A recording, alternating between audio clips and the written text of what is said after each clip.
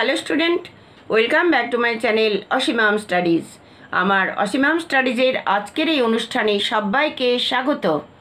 আমার আজকের অনুষ্ঠানের আলোচনার বিষয় বিভূতিভূষণ বন্দ্যোপাধ্যায় রচিত আম আটির ভেপু থেকে আমের কুশি চ্যাপ্টারের দুটো প্রশ্ন, ছোট ছোট, যেগুলো তোমাদের পরীক্ষায় আসে 1+1+3 বা 1+1+2 এরকম করে 5 নাম্বারের ছোট প্রশ্ন, নয়তো বা 5 নাম্বারের একটা বড় প্রশ্ন আসে। ঠিক সেরকমই দুটো প্রশ্ন নিয়ে এসেছি আজ।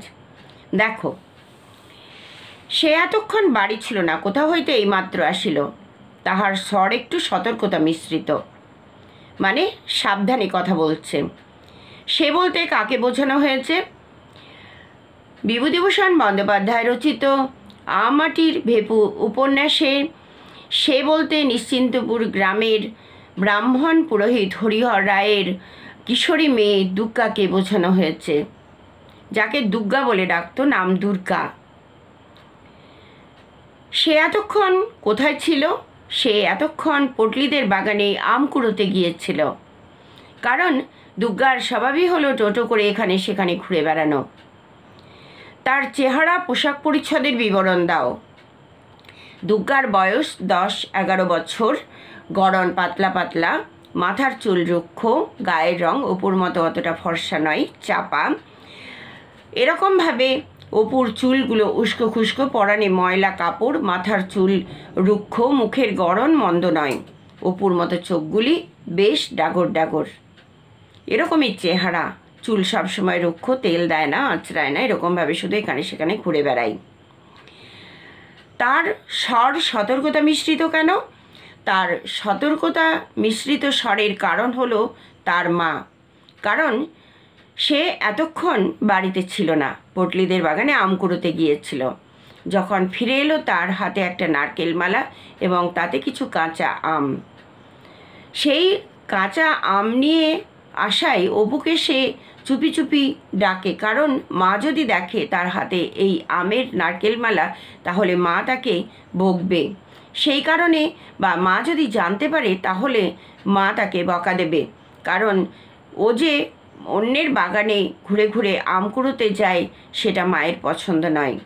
তাই তার স্বর ছিল সতর্কতা মিশ্রিত, অর্থাৎ সাবধান যুক্ত, কারণ সাবধানে কথা বলছিল যাতে মা জানতে না পারে। অপুকে ডেকে ওই আম জারানোর জন্য তেল নুন আনতে বলেছিল দুর্গা। আর একটি কোশ্চেন হলো, অপু আহ্লাদের সুরে বলিল, কোথায় পেলি রে দিদি? অপুর দিদির নাম কি? বিভূতিভূষণ বন্দ্যোপাধ্যায় রচিত আম আটির ভেপু গল্পে অপুর দিদির নাম হলো দুর্গা। অপু কেন আহ্লাদিত হয়েছিল? অপু তার দিদি দুর্গার হাতে নারকেল মালায় কাঁচা আম দেখে আহ্লাদিত হয়েছিল। কারণ দিদি দুর্গা এবং অপু দুজনে মিলে সেই আম খাবে এবং তাদের ভালো লাগবে। তাতে কতকগুলি কচি আম ছিল এবং দিদি তাকে বলেছিল মায়ের ভাঁড়ার ঘর থেকে নুন এবং তেল নিয়ে আসতে এবং সেই আম চারালে তারা দুজনেই খাবে।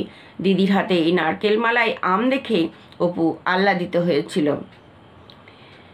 ঘটনাটির সবিস্তৃত ব্যাখ্যা করো। সকালবেলা 8টা কি 9টা অপু খেলা করছিল। হঠাৎ দুর্গা এসে অপুর নাম ধরে ডাকে। মা যাতে না জানতে পারে সেই জন্য খুব সতর্কতা নিয়ে সে অপুকে ডাকে এবং অপুকে বলে যে তার নারকেল মালায় আমের কুশি আছে, সে আম জারাবে, যেন মায়ের ঘর থেকে, ভাড়ার ঘর থেকে একটু নুন এবং তেল নিয়ে আসে।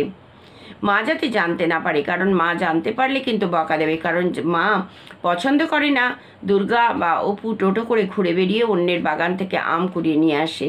কারণ যেহেতু তারা গরিব, তাই মা সবসময় সতর্ক থাকে যাতে অন্যের কাছ থেকে তাদের কোনো অপবাদ নিতে না হয়।